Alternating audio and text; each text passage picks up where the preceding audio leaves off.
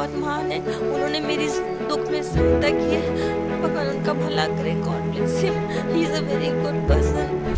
ये खबर कोई आम खबर नहीं है, ये खबर आईना है। आईना है निचले तंत्र में बैठे अधिकारियों और थानों के लिए।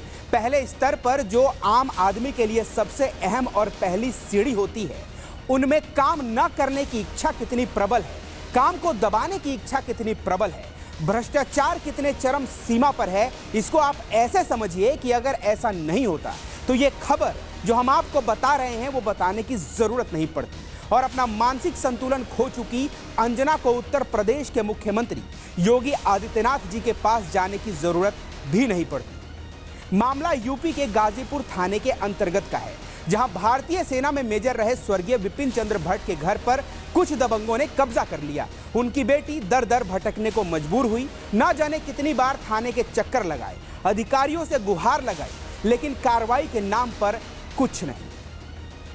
जरा सोचिए कि एक मानसिक रूप से कमजोर, मानसिक बीमारी से जूझती हुई मजबूर लड़की, जिसके पिता खुद भारतीय सैनिक थे, उसने अपने घर के लिए कितना कष्ट सहा, लेकिन सुनवाई कहीं नहीं हुई।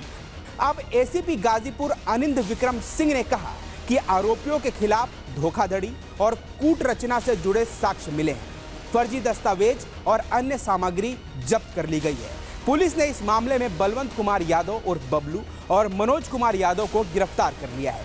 लेकिन यह सब हुआ मुख्यमंत्री योगी आदित्यनाथ के हस्तक्षेप के बाद। ऐसे में गाजीपुर थाने के वो प्रभारी, केस के आईओ, एसीपी, एसएसपी, कलेक्टर, इन सब से एक सवाल है कि जो कार्रवाई पहले स्तर पर, पहले पायदान पर हो जाना चाहिए था, उस कार्रवाई को मुख्यमंत्री के हस्तक्षेप के बाद क्यों किया गया? आखिर क्यों मानसिक रूप से बीमार भारतीय सेना की एक बेटी को दर दर भटकना पड़ा? ये केस दर्ज, ये गिरफ्तारी पहले क्यों नहीं हुई?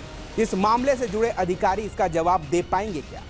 मैं आपको बताता हूं, वो जवाब नहीं दे पाएंगे। नमस्कार, मेरा नाम है अमृत यदुवंशी। आपको पूरी खबर विस्तार से बताते हैं। लखनऊ के इंदिरा नगर में स्थित घर नंबर A418 का ताला गुरुवार को एक बार फिर खुला।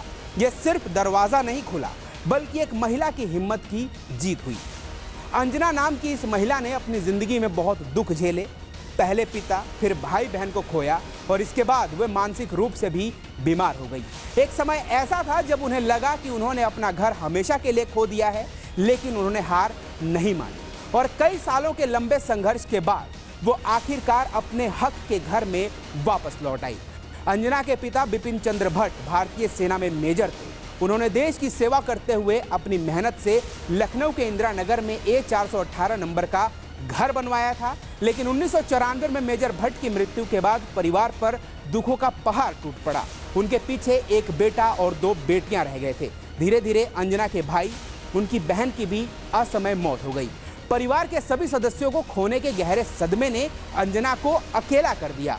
इन दुखों का उनके दिमाग पर इतना बुरा असर पड़ा कि वे सिजोफ्रेनिया नाम की एक बीमारी, मानसिक बीमारी का शिकार हो गई। साल 2016 में जब अंजना की तबीयत ज़्यादा खराब हुई तो उन्हें इलाज के लिए निर्वाण रिहैब सेंटर में भर्ती कराया गया। जब वो अपना इलाज करवा रही थी, तभी कुछ लोग उनके घर को हड़पने की साजिश रच रहे थे।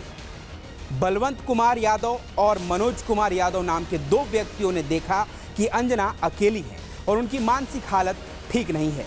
उन्होंने इस बात का फायदा उठाया और घर के फर्जी कागज बनवा लिए। धीरे धीरे उन्होंने घर पर कब्जा करना शुरू कर दिया और वहां बाहरी लोगों को बसा भी दिया। हद तो तब हो गई जब उन्होंने अंजना के घर पर अपना नाम तक लिखवा लिया। जब अंजना को पता चला कि जिस घर में उनका बचपन बीता और जिससे उनकी यादें जुड़ी थी, उसे धोखे से छीन लिया गया, तो उन्हें बहुत गहरा धक्का लगा। रिहैब सेंटर के डॉक्टर संतोष दुबे ने बताया कि अंजना ने अपने घर को बचाने के लिए हिम्मत दिखाई और पुलिस में शिकायत दर्ज कराई। उन्होंने 6 दिसंबर को लिखित में अपनी बात कही, लेकिन शुरुआत में पुलिस की कार्रवाई बहुत सुस्त थी। भले ही अंजना मानसिक बीमारी से लड़ रही थी, लेकिन उन्हें यह अच्छी तरह समझ आ रहा था कि उनके साथ बहुत बड़ा अन्याय हो रहा है। उनके डॉक्टरों और कुछ अच्छे लोगों ने उनकी मदद की, लेकिन दूसरी तरफ कब्जा करने वाले लोग बहुत ताकतवर थे और पीछे हटने को तैयार नहीं थे। अंजना को यह एहसास हो गया कि अगर उन्होंने अभी पूरी ताकत से आवाज़ नहीं उठाई तो वो अपना घर हमेशा के लिए खो देंगी। जब कहीं से मदद नहीं मिली तो 31 दिसंबर की शाम अंजना खुद मुख्यमंत्री से मिलने पहुंची। उन्होंने मुख्यमंत्री को अपनी पूरी आपबीती सुनाई। मुख्यमंत्री के आदेश देते ही पुलिस और प्रशासन तुरंत एक्शन में आ गया। अधिकारियों ने घर के कागजों और रिकॉर्ड्स की बारीकी से जांच की। जांच में यह सच सामने आ गया कि उन लोगों ने धोखे और फर्जीवाड़े से घर पर कब्जा किया था। गुरुवार की सुबह तक सारी सच्चाई साफ हो गई और दोपहर होने से पहले ही पुलिस ने अंजना को उनका घर वापस दिला दिया। पुलिस की मौजूदगी में घर के ताले तोड़े गए। जैसे ही अंजना ने इतने सालों बाद अपने घर के अंदर कदम रखा, उनकी आंखों में आंसू आ गए। वो भावुक होकर घर के एक एक कमरे को देखने लगी। लेकिन क्या अंजना के इलाके के अधिकारी यानी गाजीपुर के अधिकारी ये जवाब देंगे कि आखिर इन्हें प्रदेश के मुख्यमंत्री से मिलने की जरूरत क्यों पड़ी? क्यों इनका काम समय रहते नहीं किया गया? हालांकि इन सबसे इतर मुख्यमंत्री योगी जी के इस काम की जितनी प्रशंसा की जाए वो कम है, लेकिन ये समस्या खबर बन गई और सामने आ गई। ऐसे ना जाने और कितने लोग होंगे जिनके साथ ऐसे अन्याय हो रहा होगा।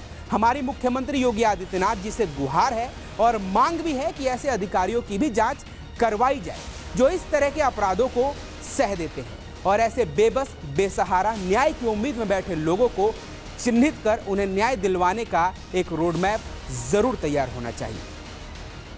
फिलहाल इस खबर में इतना ही। आप ये खबर रिपब्लिक भारत के डिजिटल प्लेटफॉर्म पर देख रहे थे। मेरा नाम है अमृत यदुवंशी। अगर आपको ये खबर पसंद आई हो, इस खबर को लाइक कीजिए, इस खबर पर अपनी राय कमेंट कीजिए और इसके साथ चैनल को सब्सक्राइब करना बिल्कुल ना भूलें।